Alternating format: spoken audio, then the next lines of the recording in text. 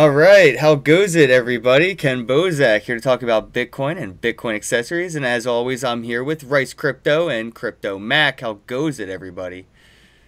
What's good? What's good? What up, what Yo, up, what up? how goes it, Investor Milton? How goes it? Yo, guys, I don't know if everyone's aware, but Mark, you just went to Dubai, bro. That's some serious traveling for crypto. What was the sentiment around there? Was it like one of those ICO cash grabs? Was it a knowledge fest? Was it fintech, blockchain, cryptocurrency? What was like the actual vibe like there? Um, well, just like Dr. Mo Levins, he was the organizer of the Miami Bitcoin conference. So it's same organizer for this one. He puts on great events.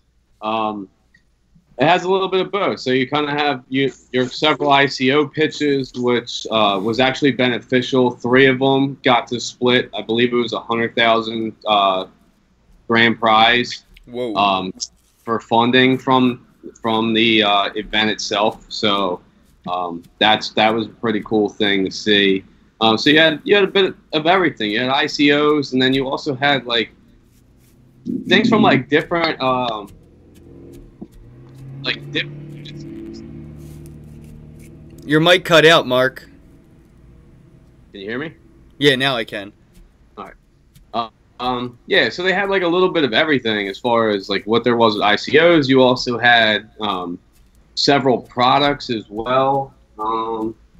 One product I thought was actually pretty cool. I don't know if it's actually going to be like put to a market. We'll see. It was a new hardware wallet where they actually eliminated the ability to have to remember your passphrase. So it was actually fingerprint. You use a fingerprint on the face. And these guys are notorious for, I think it's called Hack the iPhone, where they're able to hack any iPhone within a short period of time. And so, like, with their device, you can't, like, let's say I leave a fingerprint on a glass and you take a piece of tape and you steal my fingerprint. You can't use that to log into their application. Like, so it can't be bypassed. They're going to give away, like, a $10,000 prize if anybody Cool. can hack it. And even, like, they have like special soldering in place, so even if you took it apart and you tried to hack it in like the one location, it would break off and it wouldn't be possible. So that they're pretty adamant about this hardware wallet. So it was like a neat feature because I mean, who wants to remember a 12-word passphrase, you know, with the seed? So I'm just worried about having an accident happen in woodshop and there goes my login. Yeah, that would suck. You know what I mean? Or like, some shit happens, dude. People bite their nails every time. Like I used to work on cell phones, broken glass. You know how many times I'd have to redo my fingerprint? I like where they're headed for sure. Maybe Retina is the real way to go there, though. yeah, You know, absolutely. like I use Retina to unlock my Samsung. I think that's the way to go instead of touching it. But I think you're right. Who wants to remember? I feel like that's the right track, though. Yeah, so that was a cool feature. And then you had Blockchain Academy. Jason King was there, so he was up as a speaker as well. And like that's a big thing for crypto. Getting funding to where they can start pushing out developers since blockchain it's here to stay. It's a big industry beyond just Bitcoin, and developers are in high demand. So I've been preaching that for quite some time with that. So that's a great product as well. And then of course Paul Pui with Edge Wallet.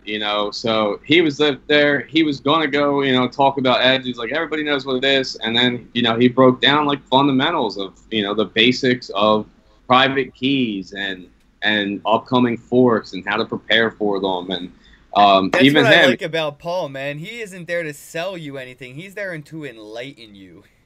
Absolutely. And the best thing at the end of his speech, he was like, listen, he asked, he was like, how many people in this room have not bought or have any crypto yet? And there was a couple people that rose their hand. He's like, all right, well, see me after. We'll get you set up with the Edge wallet and I'll send you some crypto. This way you can say that you finally got involved with it and you know how to utilize the product and how to send and receive That and is all that. awesome. He was willing to do that. So right after his Big ups to Paul. Shout out to Edge Wallet. his meeting, I pulled him aside and, was talking to him for about a half hour, and we were, kind of discussing a few things or whatnot. So, yeah, I mean, it's just, that's what you want to see. You want to see people that are just like, hey, I developed a product, I can continue to make money off of this, but, I'm going to also devote my time and give back and be able to give back some basics and just sit there and, like, talk to someone. Like, you know what I mean? Like, he's a busy man, Yeah. About, the support with his wallet and everything, and how I had the one issue with the Litecoin not being able to send. They pushed out a fix like really quickly, and it was gone. It was the fix it worked. So that's a big up for that. It was just a couple of I met with the Zen Cash guys. They're a great team. They're awesome. Yeah, I met them a few times. Yeah, so they told me to kick a few people and everything. They get things moving. They want to get added to some other exchanges as well. And just a great group of guys there. Also, you had weren't you there with a booth? Weren't you there representing somebody? Maybe tell us a little bit about them. Yeah, so when I was there, I was going regardless of either or. So a buddy of mine who's been in the space a lot longer than I have, Jim Blasco.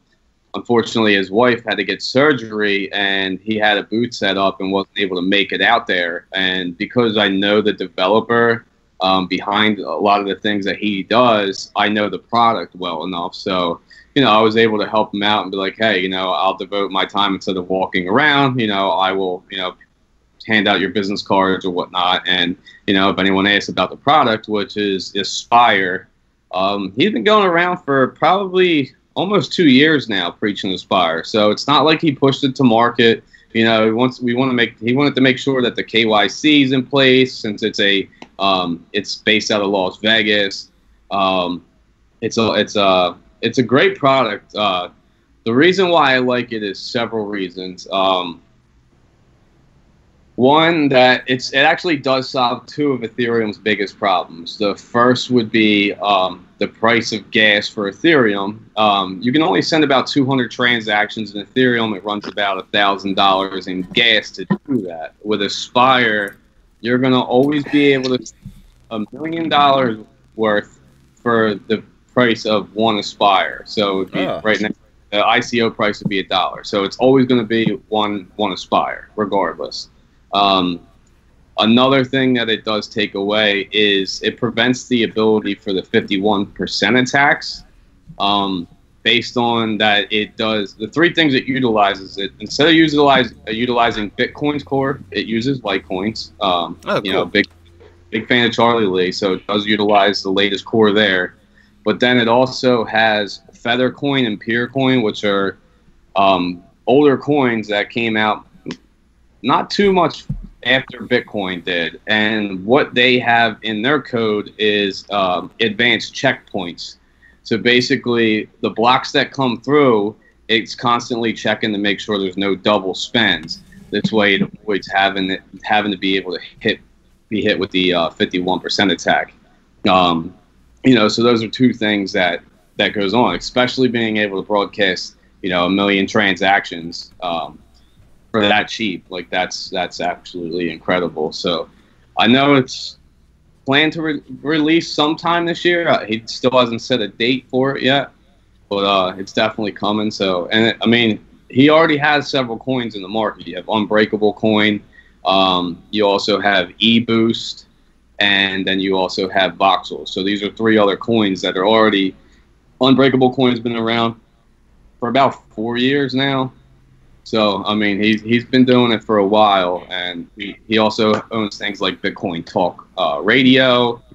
So there's a lot of products that he pushes out as well, and it's always backed with a good team. They're already wealthy. You know what I mean? So they're trying to make the space better. They're trying to figure out what problems are needed and fix it. So that's why.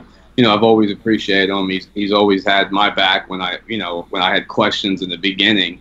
So I'm always happy to support anybody. Anybody asks me to do something in crypto, I'll be right there. If you ask me to go speak somewhere, hey, how do I set this up? I don't care about the money.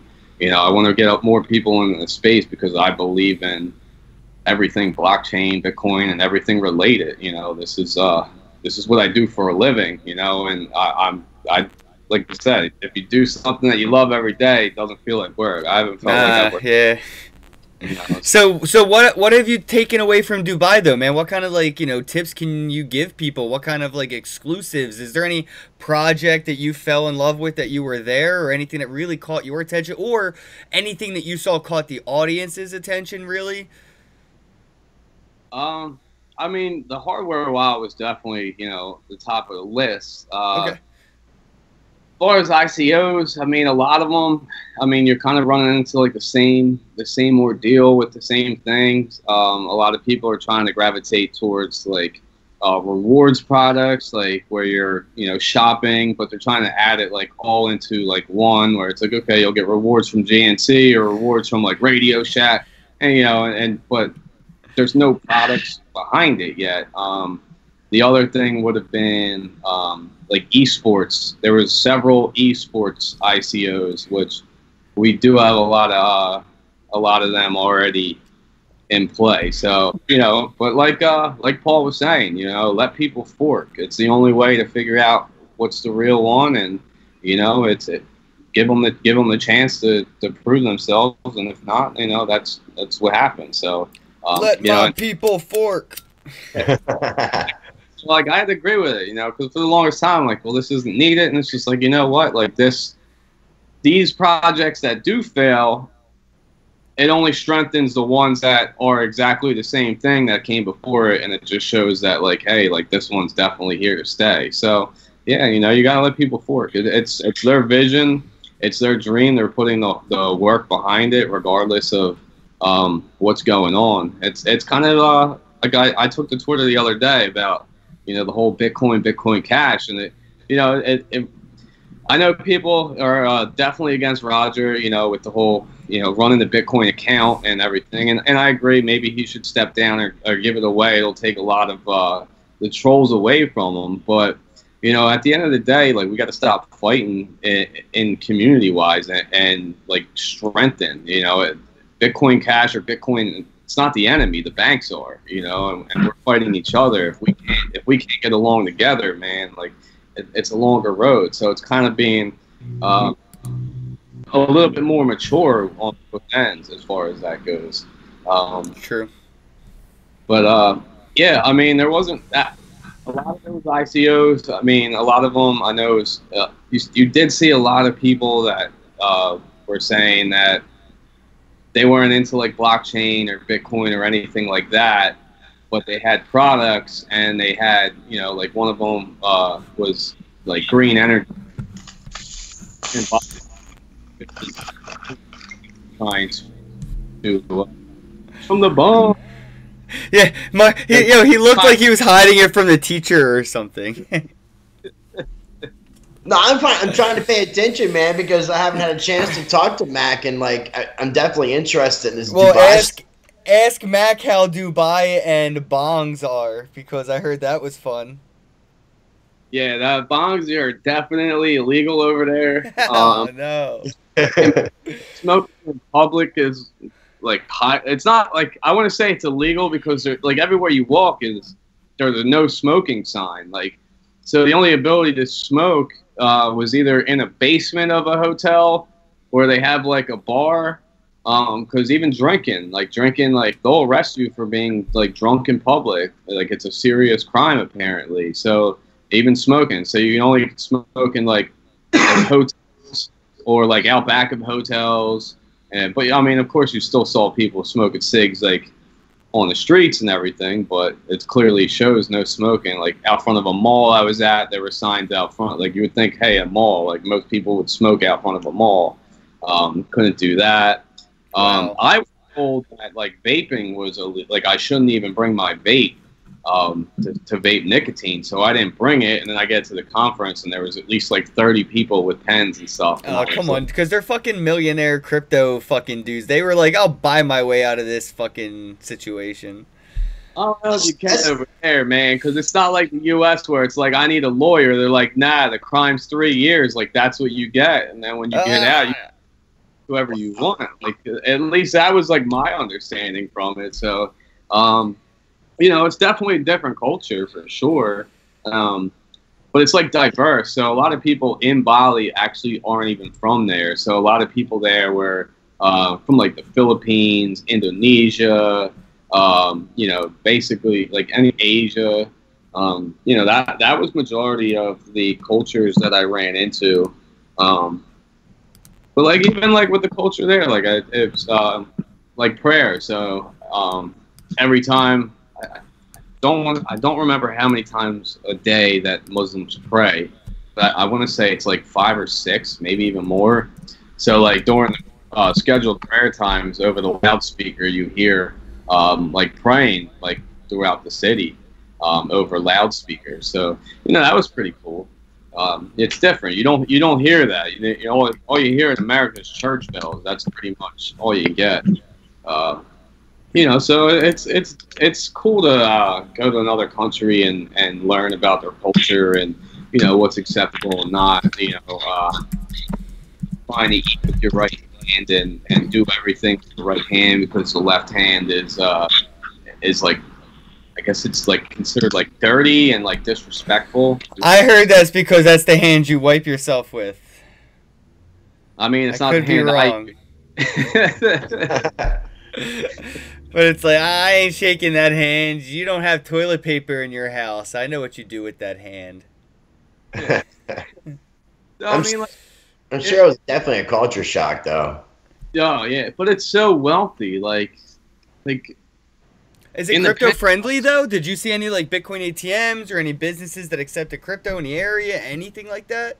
Because I saw somebody said they were getting food with crypto in Dubai. I can't remember who, but I think I tagged you.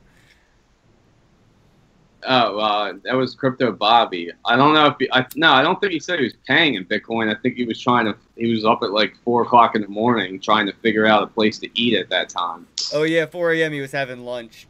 Yeah, because it was 8 hours ahead of U.S. time, man. Wow. So like, I would fall asleep at like 3 o'clock in the morning, and I'd end up waking up at like 6:30, wide awake, and I was like, dude, like I need sleep. So how long were you there, man? Because I feel like you missed some serious news while you were gone, dude. Rice Crypto, man, tell us what is Mac missed? What was one of two of the bigger stories that have passed since he hasn't been in town?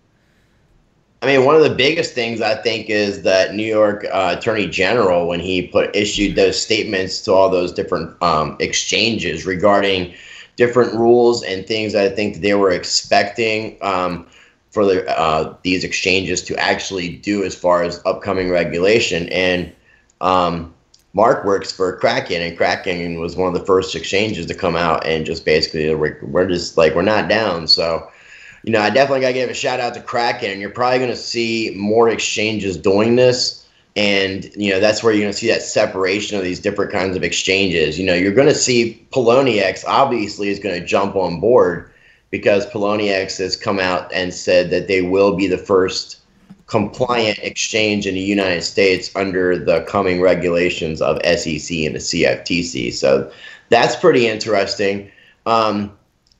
And, you know, the Verge thing with Pornhub, I mean, it made a lot of news, and it's ridiculous that people were taking something like this, you know, the anticipation of a partnership that Verge was talking about. I mean, I know that this probably isn't one of the biggest news pieces, but this just gives you an idea of how these companies can market ideas out there and get people thinking something is more than it is. And a lot of people, I think, got let down because, you know, one, I've been on Pornhub and you can watch porn for free. I don't know why you would need Verge, you know? So it just makes absolutely no sense. The partnership, I mean, I can see the idea of what they were trying to go for with it, but there's I don't know. I just don't think it was a cool situation, and I don't think it was planned out right. And it's crazy, like what Charlie Lee kind of come out, because Charlie something about not just in regards to Litecoin, but that they should be accepting more of the mainstream cryptocurrencies as opposed to one of these lesser known cryptos. So They don't even have a white paper. Verge? Yeah. Yeah, no, I mean it's ridiculous, man. Yeah, I would agree on Your that. mic sucks, bro. Why are you yelling? Because I think you need to, actually, for your mic to work, because it actually sounds really good there. But I know what Kraken is pulled out of Japan, or they're pulling out of Japan. What's the reasoning for that, Mark? Do you know? Expensive. It's expensive, man. They Uh, said the cost of business is going up. To operate in Japan? And I think that's because there's those traditional things. Yahoo has announced that they'll be opening an exchange in Japan, and I think that's what abrupted the Binance exit of Japan. And I think that's what's kind of motivating this as well. I feel like we're gonna have to see those conglomerates really start to settle in our industry. What's Google, Yahoo, AOL? What are they gonna do when they start to launch exchanges? And what partnerships do they already have in place to make it harder for smaller companies or exchanges to really operate in? I'm hoping by the time this takes place, we see exchanges buying out banks instead of banks buying out exchanges, but we'll see what happens. Well, I mean, a large part of that is going to be like people actually believing in cryptocurrencies. And I mean, if they see and utilizing the cryptocurrencies more and exiting out of these old systems. So, I mean, the more that people participate in cryptocurrencies and do things like what you're doing, Ken, which is basically living on cryptocurrency, then we're going to be able to end the banking system as we know it. And hey, how goes it, boss lady? Yo, we got to get her in on these roundtables, man. We need to get some boss lady up in our friggin' podcast, man. We need to get the female touch. This is insane. Yeah, female She's perspective. always in the chat. She's always in the chat. Thank you for the support, boss lady. Thank you. Most definitely. Somebody said, what is the best cryptocurrency to buy right now? And I would have to say BTC, dude. Duh. Yeah, but I mean, I want to also say, to a lot of people that are watching this, like the markets right now, I think is kind of I think we're going to see a dip before we see like the real bull run take place. Like right now, I think we're just seeing kind of like test pumps and the market kind of being tested out to see like what they can do with it. The manipulators, the big monies, the whales. But I think that we're going to be seeing a breakout real soon. So I just encourage people to research these coins and find some coins that you believe in. Believe in the technology and believe in the teams, the developers, and what they're going to be doing and how they're planning on changing in the future, and invest in those coins.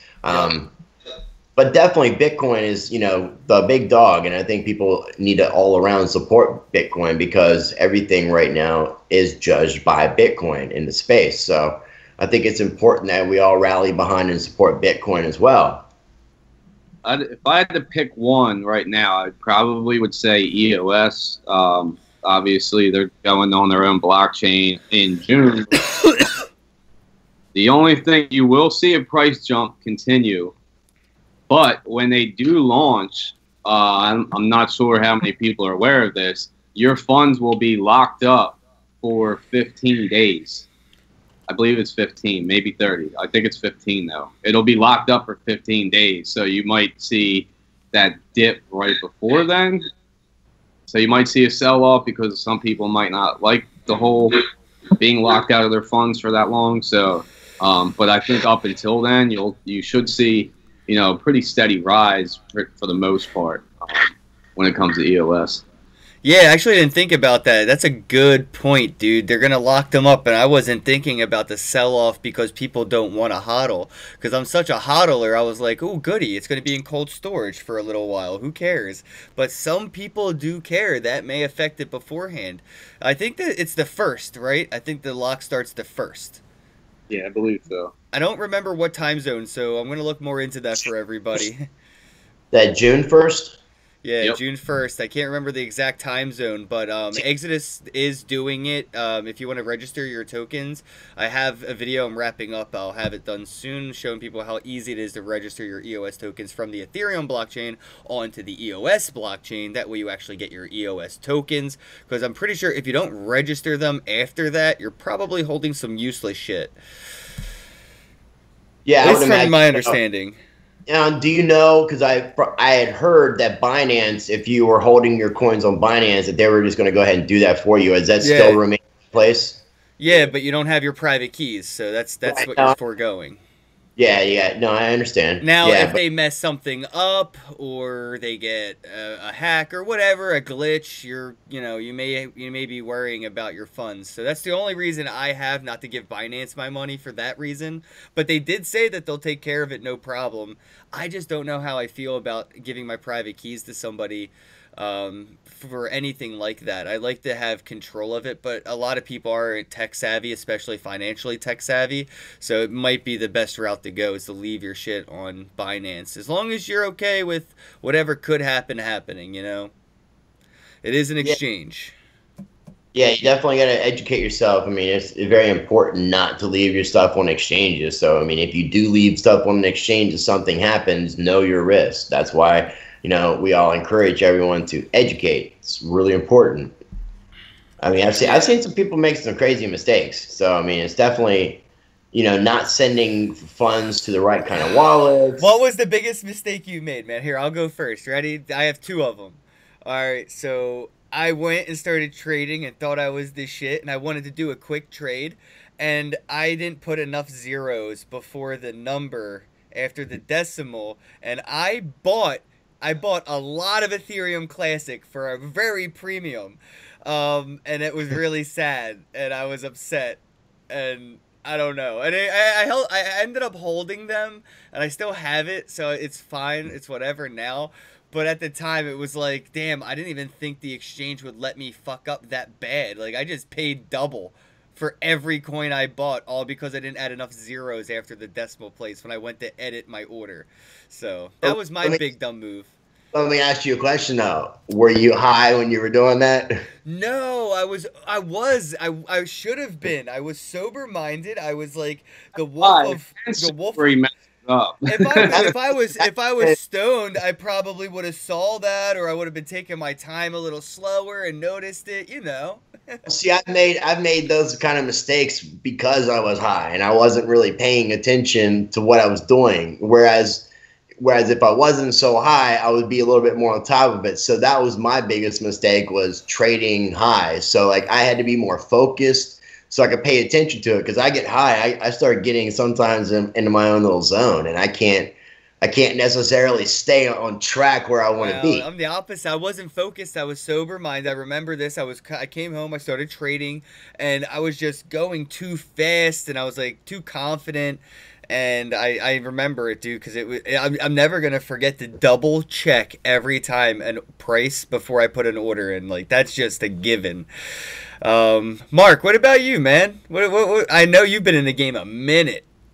Honestly, because luckily I learned from the bottom up, like right away, just working support at Crypty at the time. So like I avoided a lot, because even now, like when I send funds, like even when I get paid, when I get my whole entire paycheck sent to my treasurer and I want to cash out like a little bit to like pay like a certain bill or whatever, I'll send like a little bit first just to make sure that I'm sending it right before like I load more.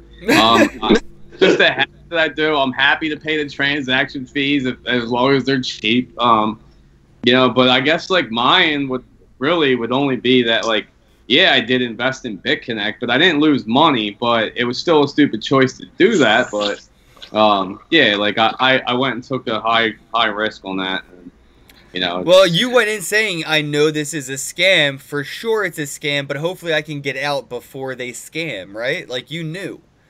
Yeah, so, I mean, I got lucky. I mean, I followed it, like, pretty quickly off the bat, and then it was kind of like, oh, I wish I invested more because I'd be making a lot more money. But then, obviously it came down, like, thank God, because I would have ended up losing money. But that's not, like, even when I trade, like, I don't trade, like, high risk. Like, I'm more, like, okay, this should be all right, or medium risk. Like, I'm not, like, a high risk type of person.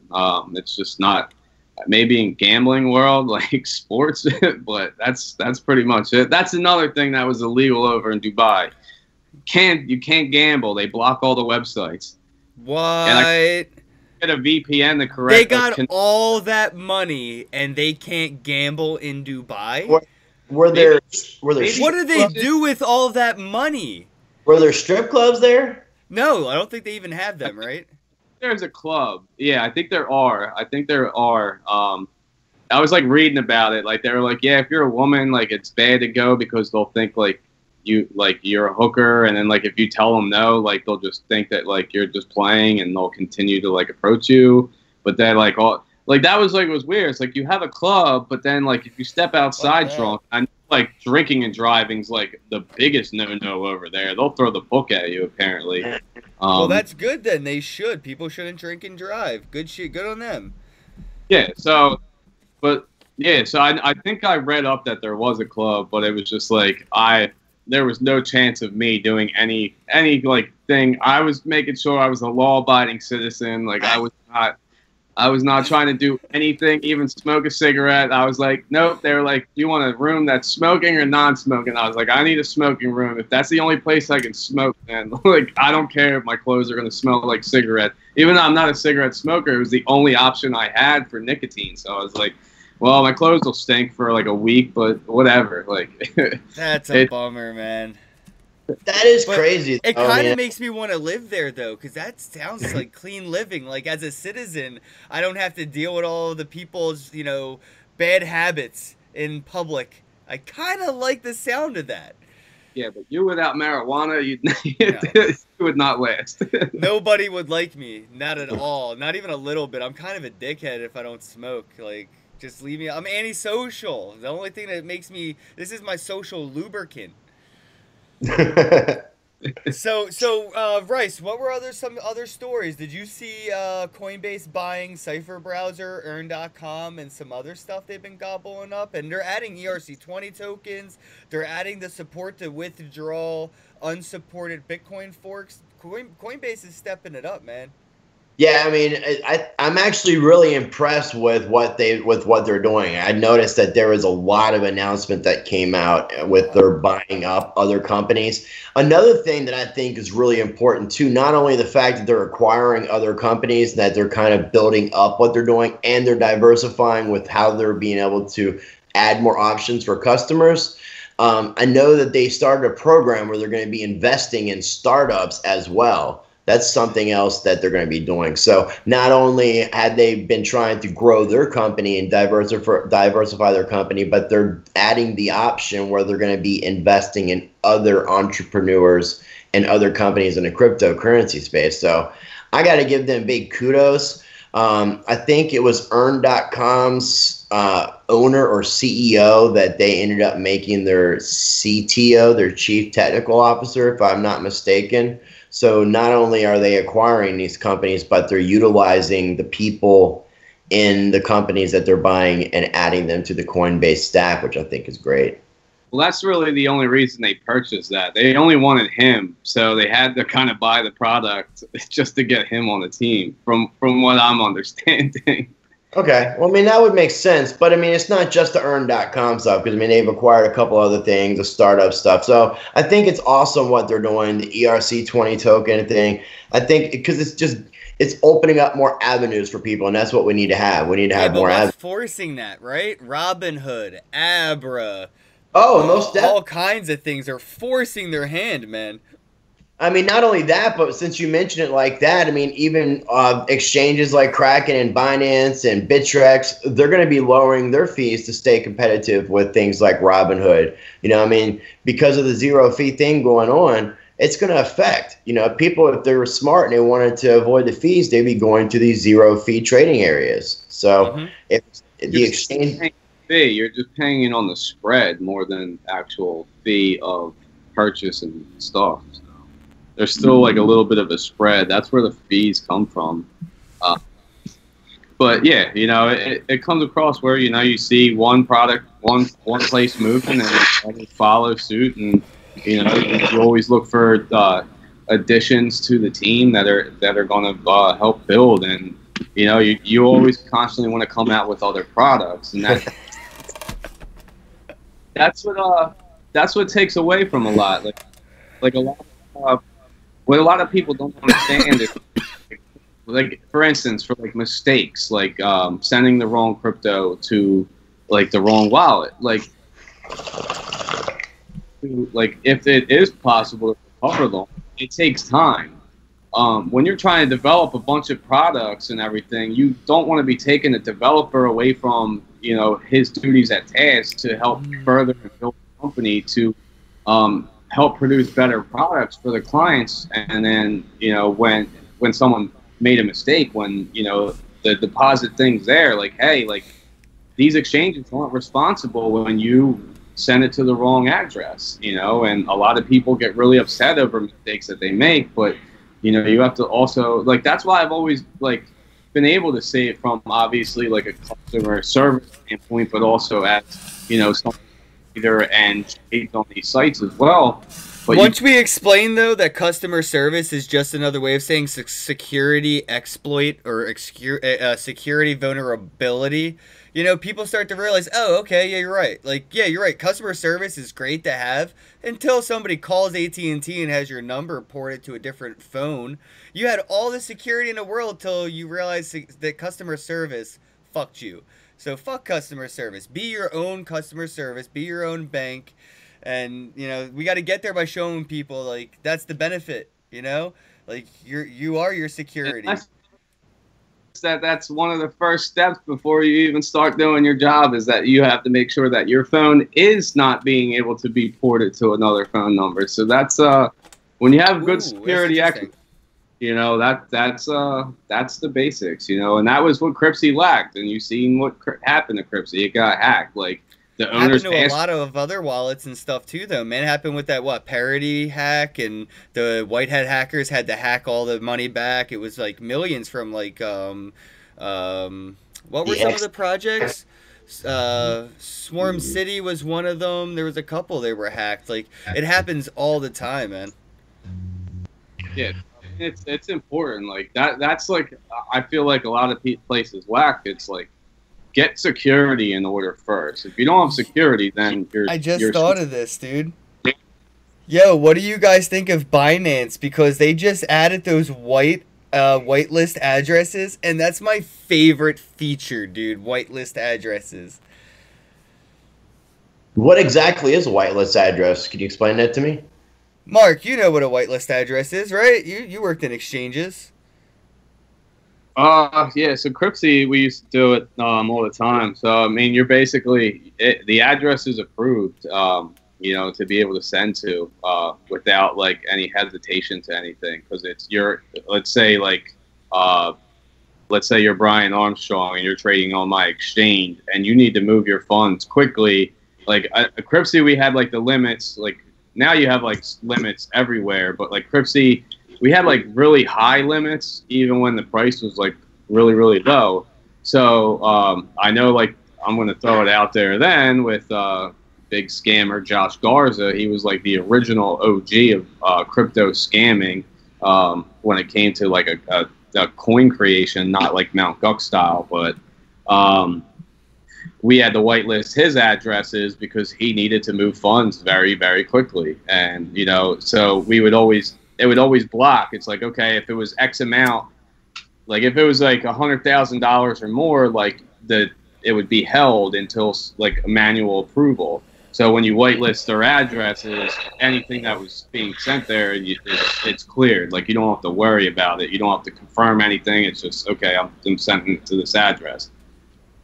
Okay. That's what I like about it, man. It's like pre-approved addresses that are also 2FA locked. So if you wanted to withdraw to a different address, there's a lot of hoops to jump through. So if somebody got into your exchange account, there's other things that they have to get into in order to exchange or to withdraw. I believe the most they could do is bad trades to kind of screw you, but at least they can't withdraw your money. That's an awesome feature. That's definitely something I got to look into a little bit more. Yeah, dude, I thought that was awesome. Another IP address in the same sense, you know. I just thought it was weird because like these new exchanges like Binance have these features, and I don't think Kraken has whitelist addresses, right? We don't at this time. No. No, see, it's weird. I'm just not saying to talk shit. It's like these Oh, yeah. newer, these new flashy bells and whistle companies and products. It's crazy how like Binance came out of the gates and is better off now than Poloniex, Kraken, Gemini, all these OGs that had the opportunity to keep, advancing their GUI, make their user interface a little more sexy, add all these things, maybe make an Android or iOS app, even third party, so people could download it from your website. Oh. But I just think it's funny that what's happening to Poloniex is kind of what happened to Blockbuster with Netflix. And like, I want to know who's going to do this to Binance. Who's going to be like, or who's going to do this to Coinbase? Like, who's going to come out of nowhere and be like, wow, I wonder how like Coinbase didn't think of that or do that. And hey, Dennis Turk, thanks for the $5 super chat, bro. How goes it? How's that Neo doing, by the way, man? Hold on, give me 1 sec. I got to put this on for Dennis Turk. I'll be right back. That's so crazy, man. Did you hear about with the IMF, their announcement that they made? Christine Lagarde, by chance, Mark? No. She like the IMF had come out and made like a lot of statements regarding the fact that global debt has come to the largest point they've ever seen, and the U.S. is one of the biggest problems with that. And they're talking about how they're wanting these all these nations to be embracing cryptocurrencies, which is really, really crazy to think about. The International Monetary Fund, the biggest central bank, Christine Lagarde, endorsing cryptocurrencies. Basically because of all the debt that they're seeing that's accumulated because of fiat money. It's crazy. So, I mean, it was already said. I think it was Charlie Lee who said it. It was like every Bitcoin could be worth $1 million each, and the United States government could own every single one of them, and they would still be in debt. Like, that's horrible. Like, to think about it that way, it's like, holy, like, you're absolutely right, dude. Like, that's how much debt the United States is in. It's ridiculous. Yeah. But not so much that the top 1% couldn't fix overnight with a snap of their fingers by putting in 1% of their wealth. I think 1% of the 1% could cure poverty or something, they said in America. I read an article not too long ago about like the numbers on that, because the wealth distribution, the gap is so huge, it's insane. That sounds like it's a very small amount, but those greedy bastards wouldn't give up a dime to help somebody up. Well, that's the thing. They wouldn't have it tomorrow if they did, because they need that money to keep coming in, man. They need janitors. Not everybody can be Elon Musk. Soros needs his like 30th heart transplant to stay alive for another year because he continues to get one. Like just go, man. Die, Soros. Go. Please, but like, do us all a favor.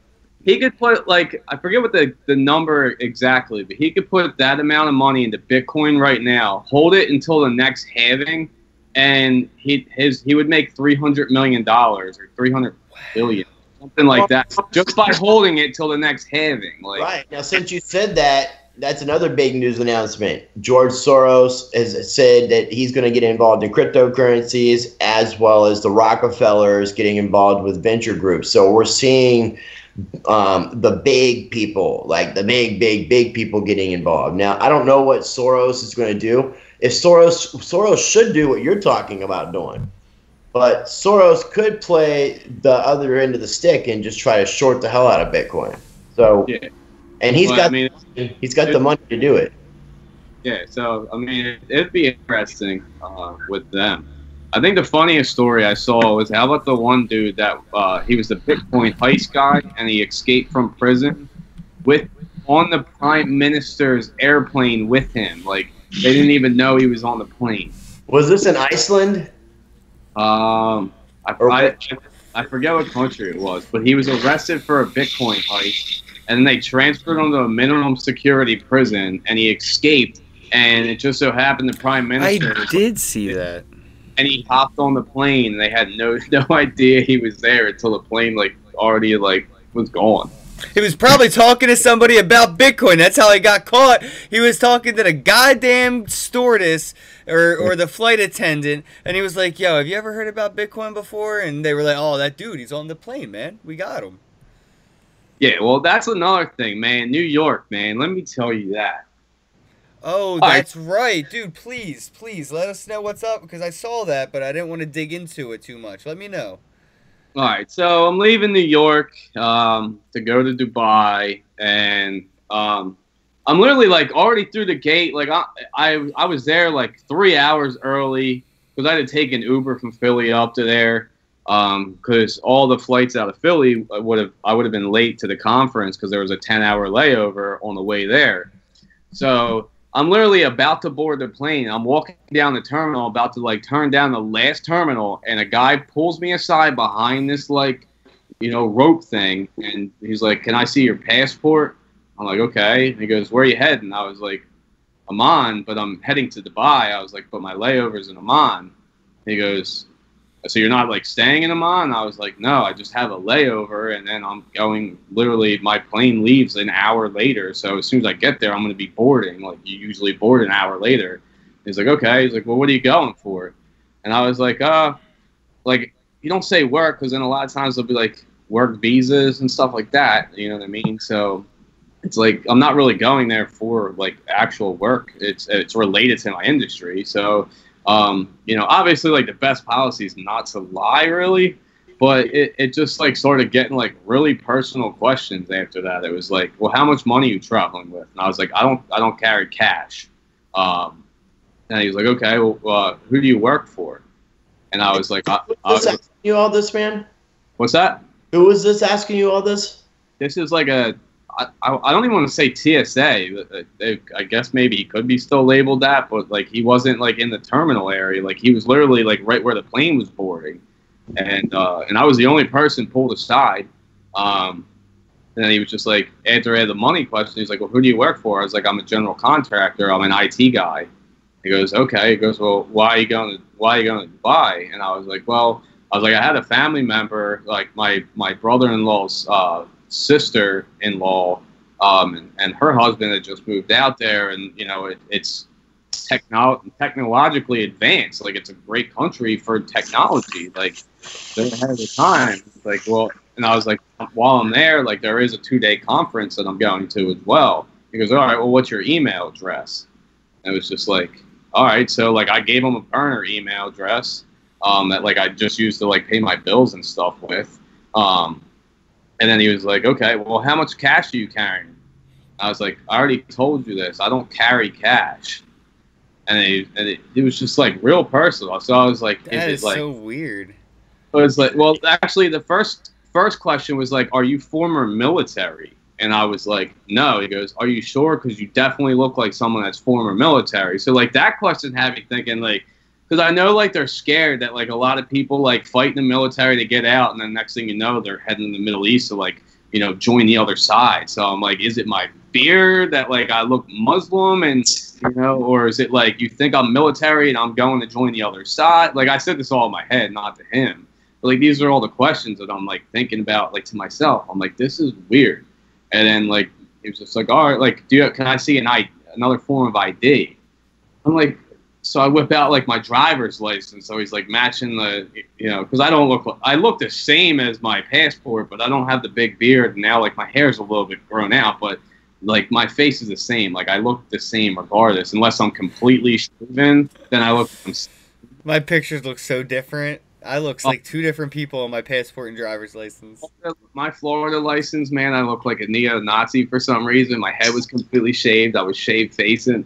But like I showed on my PA one, so like I still had a beard going on and like decently long hair anyway. So my passport's like, number 2 all the way around and just like scrub, but it still looks very, very similar. Like there's no mistake in that. And I was like, wow.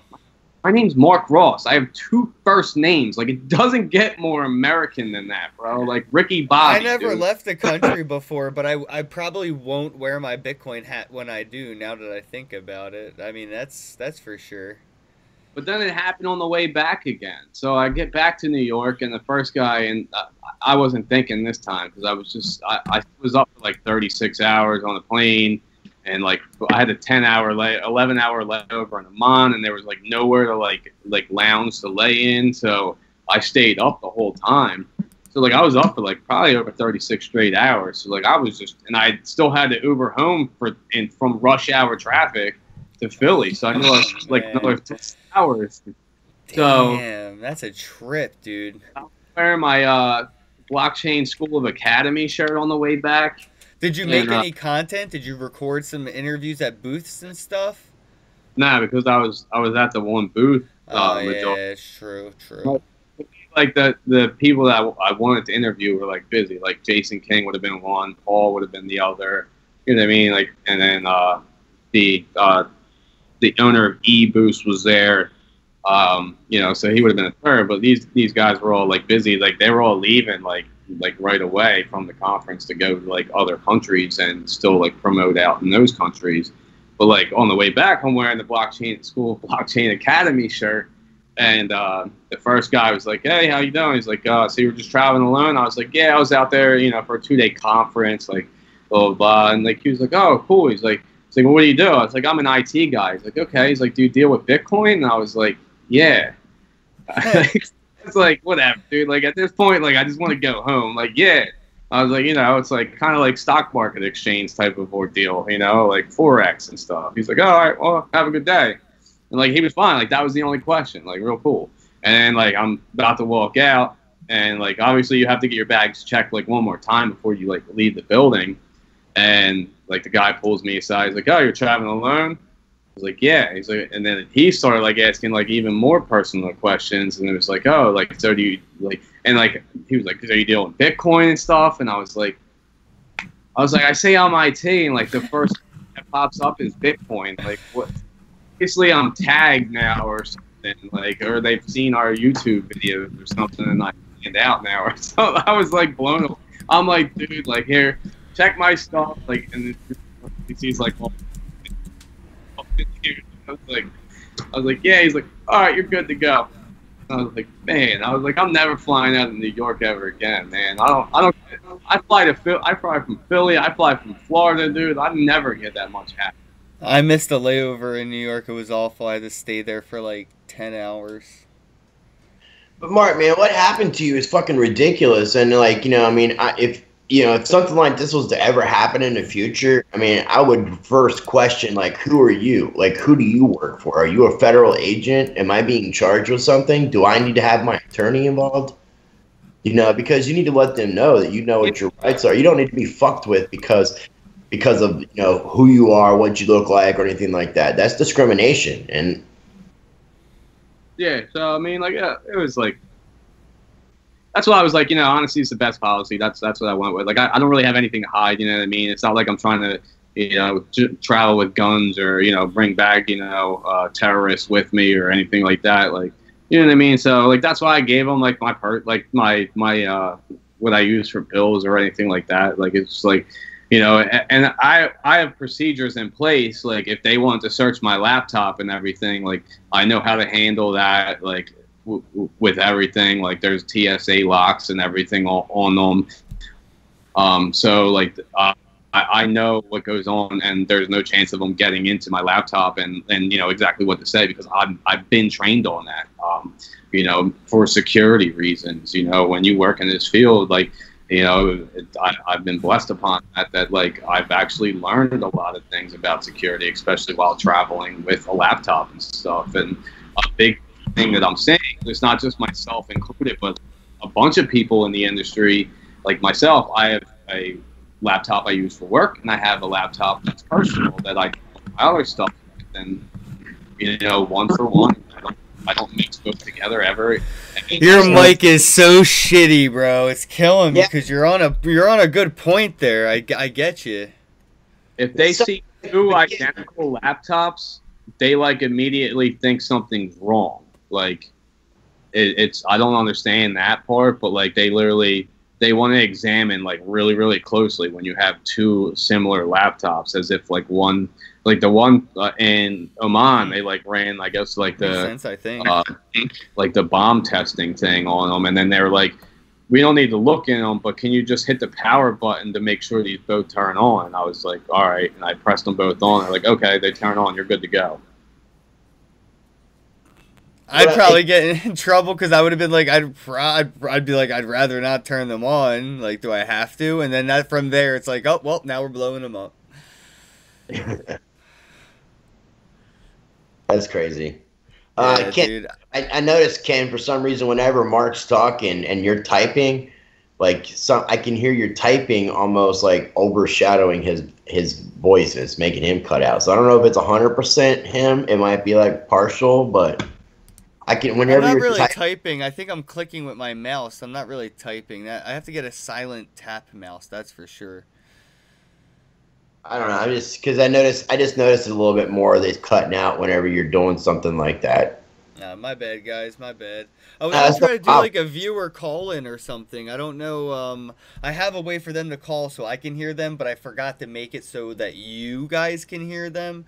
So I wanted to see if anybody had a Skype name. If they wanted to throw out their Skype name, we can give them a call on Skype and they can call in. If they have any questions in the chat, they can throw out any questions, any topics they want us to talk about.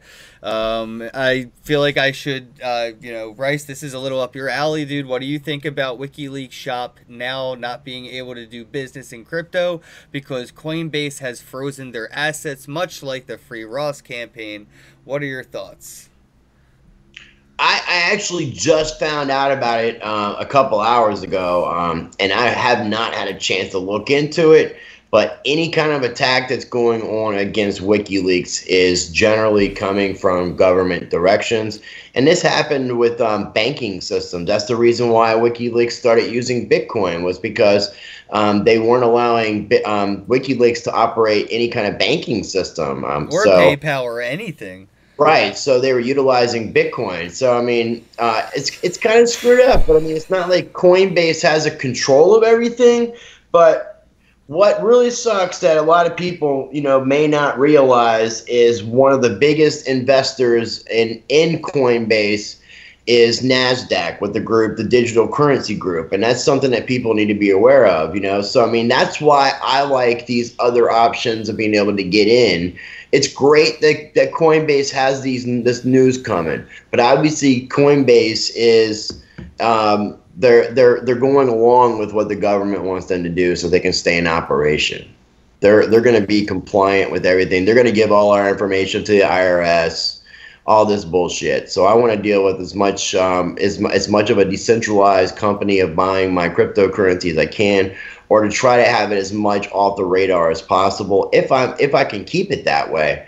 And by using Coinbase is going to end up being the Walmart of cryptocurrency. Does everybody like to shop at Walmart just because, they have a lot of everything? It's going to be more than that, man. It's going to be the Google, dude. That's the problem. Like, it's awesome that they're doing all the things that we mentioned earlier, but they are, again, buying up other smaller things, man. They're building an umbrella for themselves, a dynasty in the crypto industry. And we all got into this to get away from centralized third parties, and all Coinbase is and all of its fucking little tentacles they're touching are centralized third parties that we're all becoming dependent on for this to really work. It's funny, like Bitcoin is starting to depend on centralized third parties. Which is kind of like the yin and yang of the good and bad of Coinbase. It's awesome, but it also too much of a good thing. We might be under, a one global Coinbase bank instead of getting away from other banks. Now we're building just a crypto bank. I mean, yeah, Andres made a good point on Twitter about that. Obviously you can't go and just ban or boycott Coinbase because of this. Like, yeah, it sucks, especially because it's kind of like a slap in the face to Ross. Without Silk Road, man, like without that, like being shut down and happening, like who knows, like how far back we'd still be. Because that was definitely like the first time Bitcoin really got into like the public area, because it was on the news and stuff about this underground drug market and everything. And that was like when I was in it, price like shortly after that was what it skyrocketed the first time to $1,200. Shortly after the news of that happening, because it brought it to mainstream for like the first time for a little bit, But yeah, Andres had a good point with saying, regardless of what you see with it, like Coinbase is like the crypto bank, and like it's the bank at right now. Like it's the bank that you rely on regardless. You know, as much as we try to want to be decentralized and get away from it, like obviously the governments are still going to have some kind of reach. So, you know, you're going to have to fall back. I would still rather fall back on a centralized thing like that than, you know, a centralized thing like Ripple. Yeah, but you know, I mean, and what you're saying, Mark, is completely true. And I also want to stress that there is going to be that war of centralization versus decentralization, and that's where people, you know, need to really realize the importance of decentralization. Now, when you got George Soros and you got the Rockefellers, you got Goldman Sachs backed Circle getting in the game. When you got all these different big financial institutions, you've got Wall Street people now that are coming into the cryptocurrency space. They're taking positions within companies as well. That's some other big news. I think it's been a couple different Wall Street guys have left the Wall Street area stock market. Dude, even the Dow has partnered with blockchain technologies. Dow's partner with Brave, with BAT, with the Basic Attention Token, with the Dow Jones Group, which I think is awesome. So when you got these things going on, then you're going to know that they're going to find a way to try to keep themselves relevant, so that they're not a dying breed and that they're going to just pass away. So what people need to take out of this is to, as much as possible, to support these decentralized systems and support these alternate systems. We will see other companies coming up trying to take on Coinbase. One company I can say for sure, and I'm not sure if I'm saying the name correctly, but it's like BitZumbi or something to that effect, and it's a guy named some dude on YouTube that crazy looking hair. His last name starts with an A. It's like Arch, some weird looking dude. Altricher or something. Yeah, I got you. Yeah, he's got like long hair going upward and stuff. That dude's got a lot of money. I forget his name. BitZumbi or something like that. It's but like James Altricher, something like that. Yeah, something to that effect. Now, what he's doing is he's actually trying to he's getting people to invest in his company, because he's trying to do something that's going to compete with Coinbase. So instead of doing an ICO, he's actually doing something legitimate, and you can invest in the company and help be a part of something that could possibly be competition for Coinbase. But now, I don't know if anything like that will truly be decentralized. Right, honestly. Right, exactly. You know what will work? Peer to peer. That's the only decentralization, and that's why I encourage people to be using things like these decentralized exchanges that are going to come. If people go to altcoin.io, they can sign up for getting advanced information for what's going to be a decentralized exchange that's going to utilize atomic swaps. And they're doing something with some sort of launch of an exchange called Plasma. So I think this is going to be a big game changer, because when we're dealing with a peer-to-peer decentralized exchange with atomic swaps, it's going to make trading awesome, you know? And you're right, man. We got to do more peer-to-peer. We definitely got to do more peer-to-peer. We got to support that. Break down to like two different like paths, you know, like obviously it seems like Coinbase is going towards the route of more like they want to attract, because like obviously it's going to be harder with Wall Street people and everything like that. Like they're not used to decentralization. They want to have control of everything like that. So it seems like now they're starting to cater towards like, hey, like we want to let you guys know, like we're a little bit more centralized, and you know we're a big name company, and they're going to try to like net the big fish in that way. So it's kind of like catering to a different customer instead of like catering to the people that have built this up, and which is the community itself, you know, not the Wall Street bankers. We're talking developers, you know, that's the soul of this whole ordeal that's going on. So it's kind of like they're going this way, and it's like, does everybody else want to follow that way, or do you still want to follow down the correct path of what this whole vision was meant for, where it's like, no, like it's going to be decentralized, and that's where the people want it, because, you know, at the end of the day, like the United States government, like the power's in the people's hands. How? Like it has not been in the people's hands. Like federal government steps in and oversees everything in states more and more as time goes on, when in the beginning of time it was like, no, the states govern their own selves, like with little oversight sight from the federal government. Like that's how it was supposed to be designed, and it's gotten away from that. So now it's kind of like, is Coinbase going that route with crypto, where it's like, we want the Wall Street bankers, like, yes, do we want them in here? Yes, we would like their money to flood the market, but at the end of the day, if you're going to go the centralized route, it's kind of throwing a lot of, you know, we just have to make sure that individuals know not to go that route and to start going peer-to-peer. That's all. I'm just saying, like, instead of telling people, oh, go buy Bitcoin at Coinbase, maybe be like, hey, go on HODL HODL, because local Bitcoins wants KYC now. So it's like, what the fuck?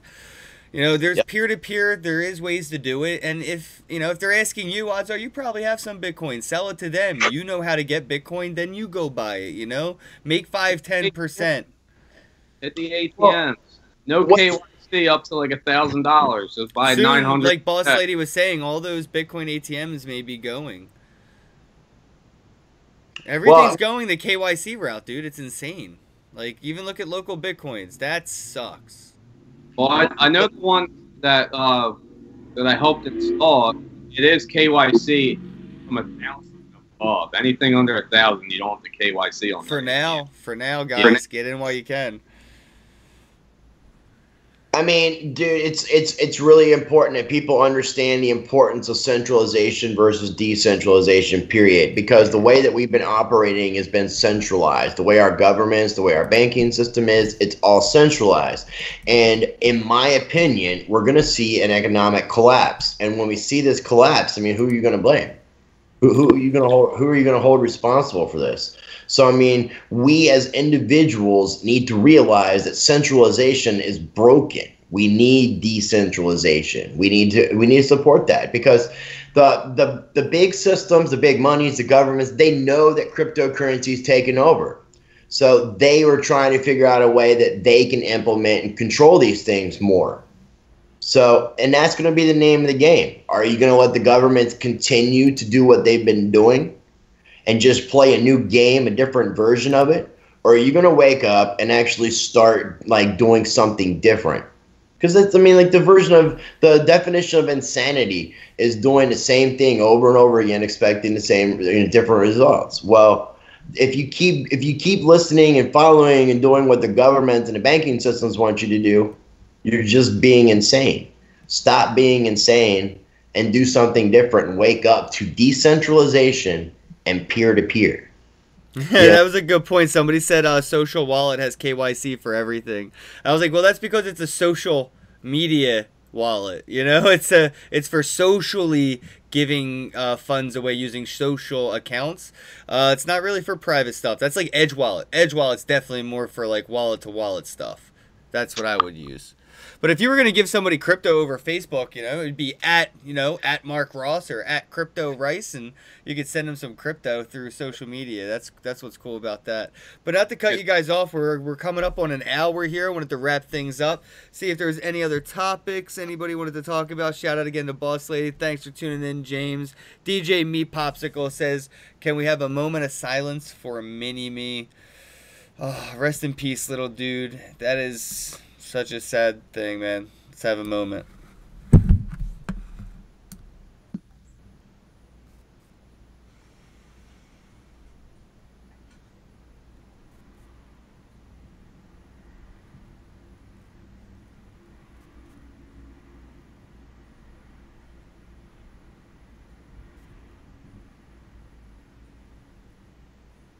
"49 years old, man. Too young.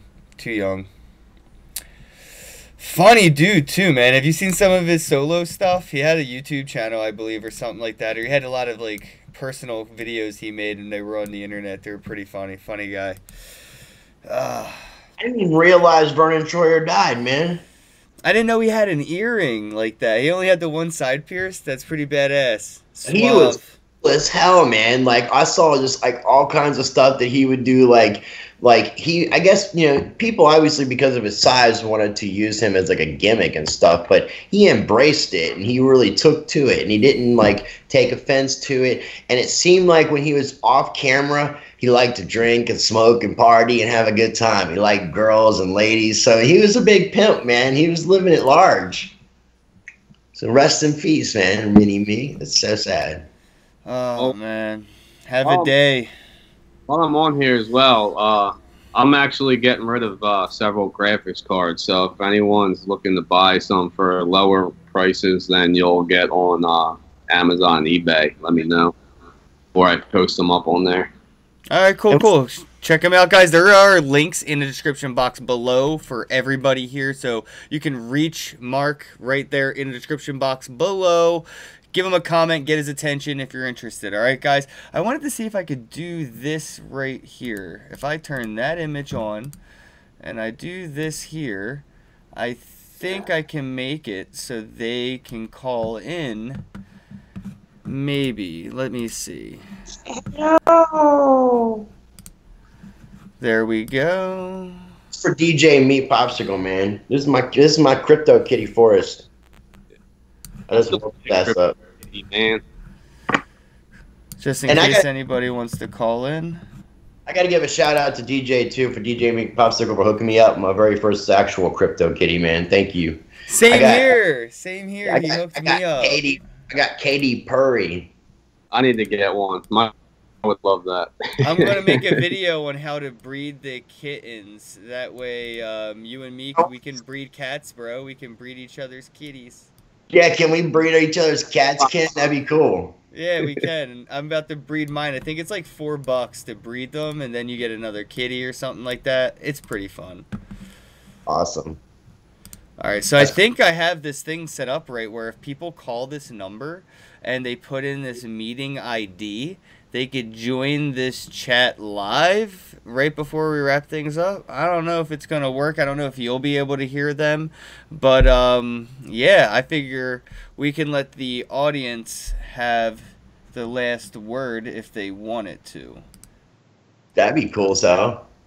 Because I would say, like, I think, you know, like you have on your channel and the people that come on and join us on a regular basis, like Boss Lady, DJ Meat Popsicle, Ryan Gist, I'm not sure how to pronounce it, but, you know, there's some quality, awesome people, man. And I just want to thank all those people for joining us. So being able to interact and hear those people's voices and stuff would be really cool.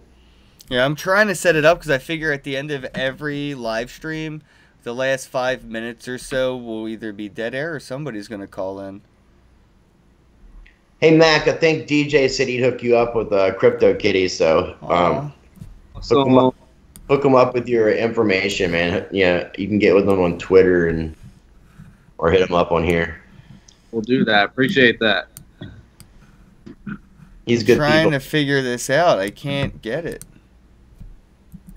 And that's one thing I love about the real people in this community, man, is like people are just has such good hearts and good intentions in this space, and they see the value of the future and the change. I mean, you can see the people who are just like in it for the different reasons, but the purists and the people who see the future, you know, these are some really good people, some very enlightened people, some intelligent people. So I got to give a shout out to all those.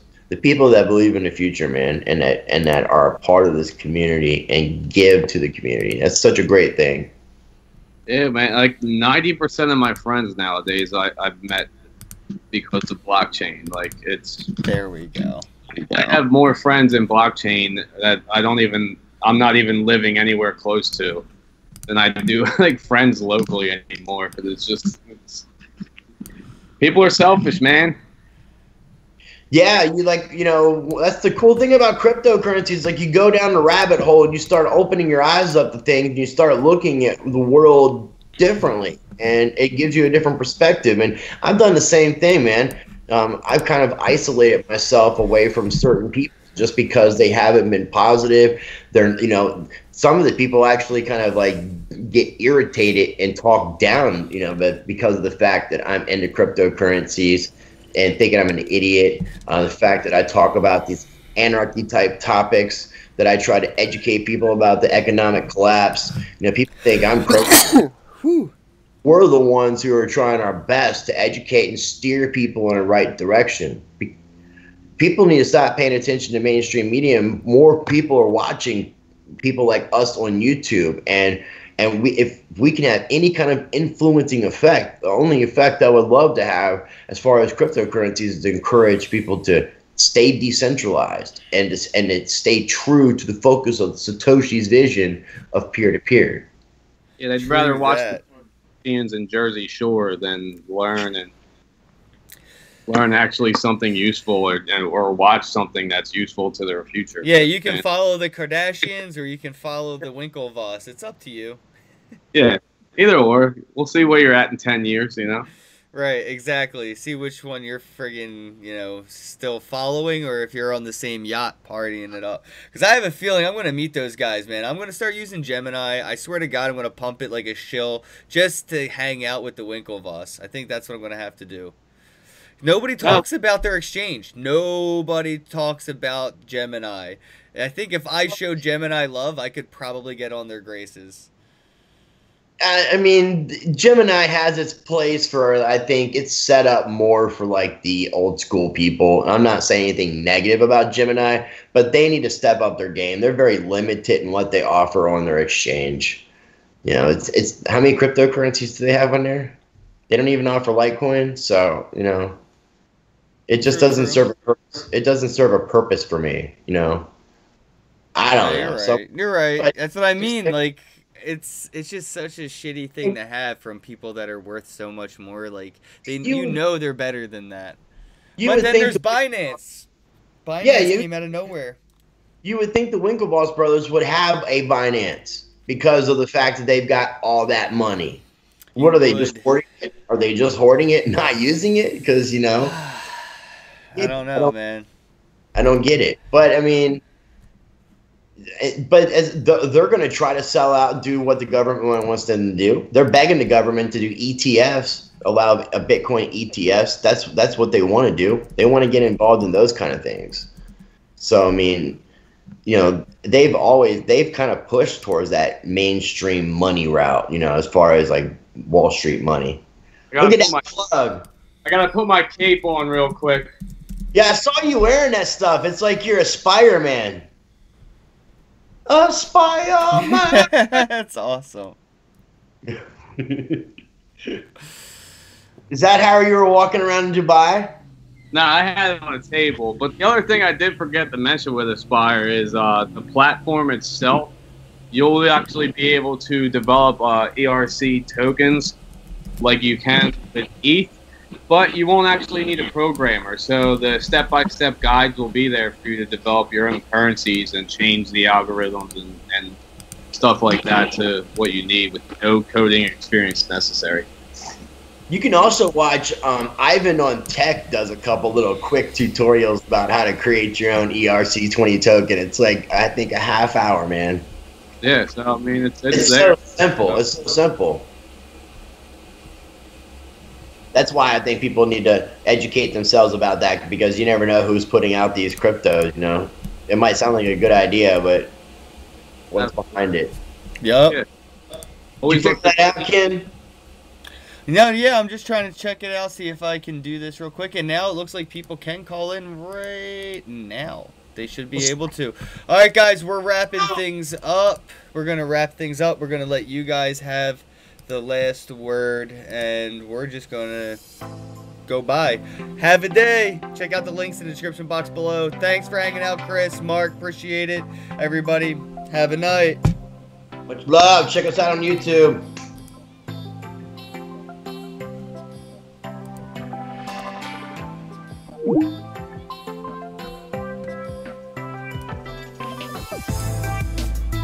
Dial 1-669-900-6833. The meeting number is 331-891-1174. And you can have the last word on the show. Shout out to Crypto Blood for showing me what's up with this. Appreciate that, brah.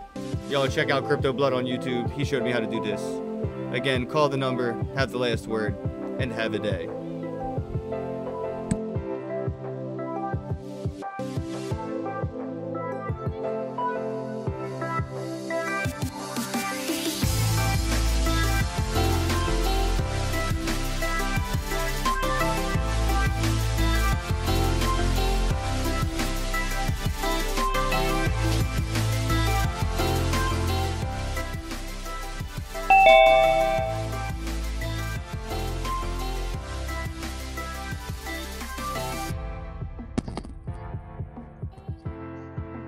DJ Meat Popsicle.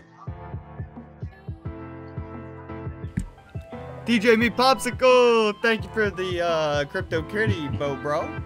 Not a problem, bro. I'm gonna get Mac hooked up with one here soon, maybe. Oh man, we're gonna be crazy crypto cat guys when we get old. Oh, it's funny because everybody got into it months ago, and now it seems like we're starting to revive something here. Oh man, I'm gonna make a video on it. We gotta revive it. This is too adorable not to revive. I love it. Yeah, I'm stuck with all these cats I need to do something with, so. Hot are those kitties, bro. Have a night. Alright, Ken, later.